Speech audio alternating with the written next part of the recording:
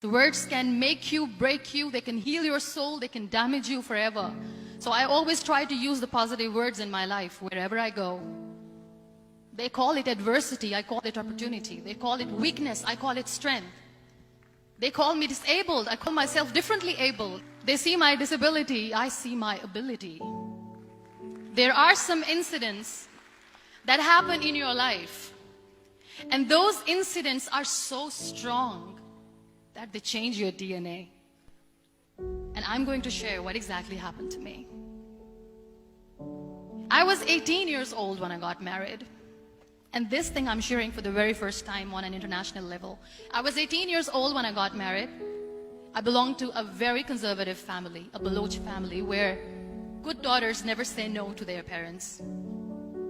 My father wanted me to get married. And all I said was, if that makes you happy, I'll say yes. And of course, it was never a happy marriage. Just about after 2 years of getting married, about 9 years ago, I met a car accident. Somehow my husband fell asleep and the car fell in the ditch. He managed to jump out, saved himself. I'm happy for him. But I stayed inside the car and I sustained a lot of injuries. The list is a bit long. Radius ulna of my right arm were fractured. The wrist was fractured.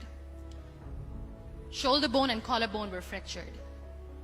My whole rib cage got fractured. But that injury that changed me and my life completely as a person and my perception towards living my life was the spine injury. Many people came to rescue. They gave me CPR.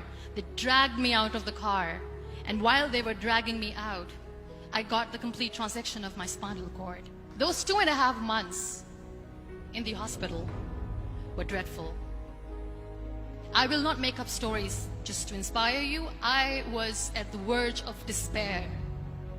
One day, doctor came to me and he said, well, I heard that you wanted to be an artist, but you ended up being a housewife. I have a bad news for you. You won't be able to paint again because your wrist and your arm are so deformed, you won't be able to hold a pen again. And I stayed quiet. Next day, doctor came to me and said, your spine injury is so bad, you won't be able to walk again.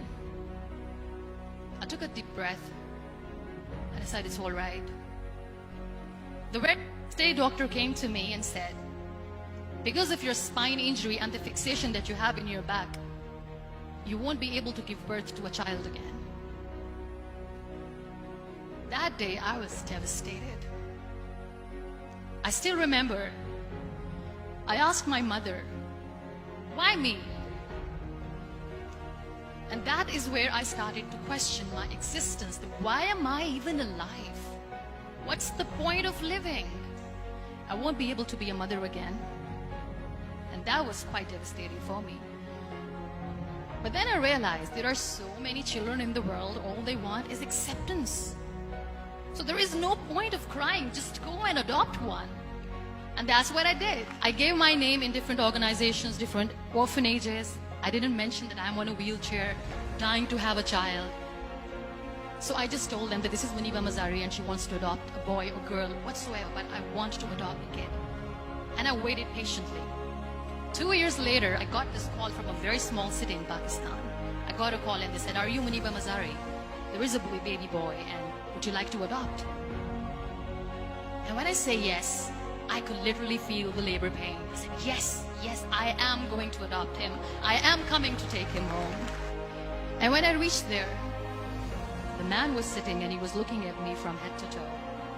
And in the back of my head, I kept thinking that, oh, he's going to say she's on the wheelchair. She doesn't deserve it. How is she going to take care of him? And I looked at him and I said, do not judge me because I'm on the wheelchair. But you know what he said? He said, I know you will be the best mother of this child. You both are lucky to have each other. And that day, I was 2 days old, and today he's 6. You know, when you end up being on the wheelchair, what's the most painful thing?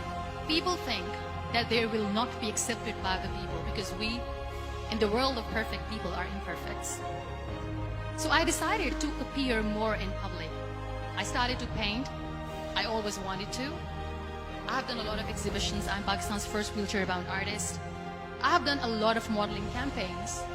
I became the National Goodwill Ambassador for UN Women Pakistan, and now I speak for the rights of women, children. We talk about inclusion, diversity, gender equality, which is a must. I was featured in BBC 100 Women for 2015. I'm one of the Forbes 30 under 30 for 2016. We have this amazing fantasy about life. This is how things should work. This is my plan. It should go as per my plan. If that doesn't happen, we give up. So my dear friends, let me tell you one thing. I never wanted to be on the wheelchair. Never thought of being on the wheelchair.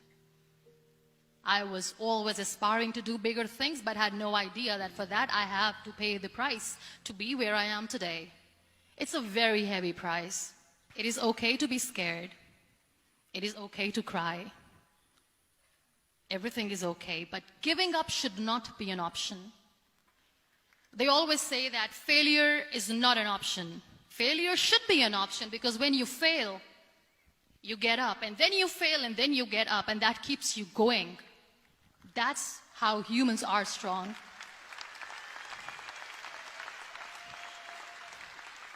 Failure is an option, should be an option, but giving up is not. Never.